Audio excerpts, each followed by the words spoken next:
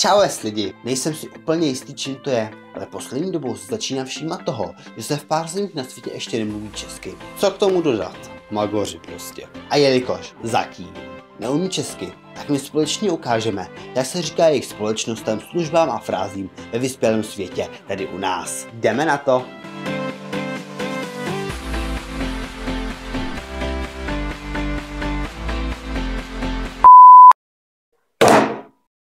Upadl balík. Tak to Mafie 1, 2, dosah první srdcovky. A máš ještě nějaké oblíbené hry? No, tak to budou asi BZka. BZka, co to je za hru? Jako vážně. Volání z povinnosti. Opravdu vám to nic neříká? No a ještě něco dalšího. Ale teď už fakt nevím, tak to budou asi čedečka. A co znamená zkratka USA? USA. Usáma snědl Ameriku?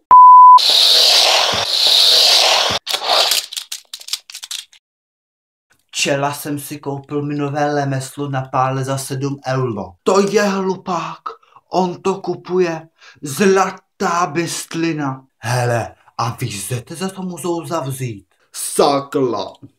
Ty vole, já bych s tebou hrozně rád přijel na Slovensko, ale já se bojím, že tam ztratím v metru. Ne, počkat, co to je za scénář? Jak nasrat Slováka? No, tak to je něco jiného. A teď předáme slovo našemu externímu reportérovi.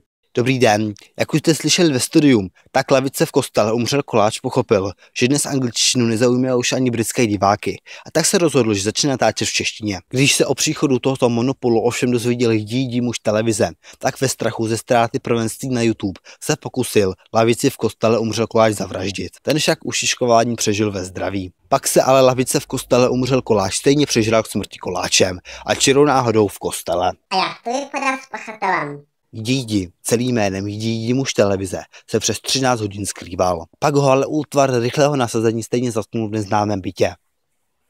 U Triblicen.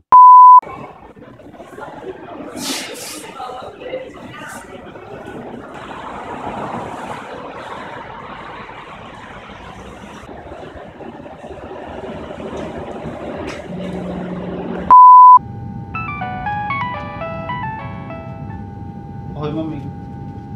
Jo, už letím domů ze školy. Já dneska letím autobusem. Vidíme, jak se